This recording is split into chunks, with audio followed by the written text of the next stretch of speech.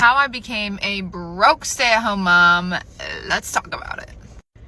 Basically, before having my son, I loved working. I've always just waitressed. Honestly, waitresses make good money, so life hack. But anyway, I was waitressing. I loved it. I was in school. I thought after I have my son, I'll finish school, I'll get a big girl job, and that'll be the end of it. He'll go to daycare or like some kind of situation, and that was the plan. Well, newsflash, and I'm sure a lot of people can relate, you become a completely different person after you have your kid. And I had no interest in putting him in any sort of childcare that wasn't me being the childcare provider. And no shame or hate to anybody. Everyone is just trying to survive this hellscape. But honestly, that's how I felt, and that was my decision. Financially, the biggest hardship was me giving up my job because waitressing, I was making pretty good money. And then when my son was about a year old, my husband is self-employed during the day and then he works a second job at night.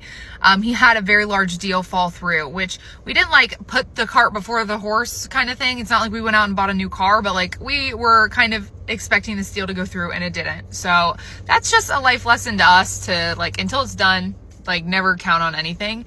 But yeah, that's when we decided to just go completely bare bones. We gave up a car, we gave up my Pilates membership, his stuff, my stuff, like all the extra little goodies in life. And while, yes, it has been very difficult, I just want to say that being broke is like a humbling experience because you really come to terms with just what's important and what your priorities are. And being broke makes you sort out your priorities, I'll tell you that much. So here we are, 14 months in to being broke, and we are expecting a second, which is very exciting.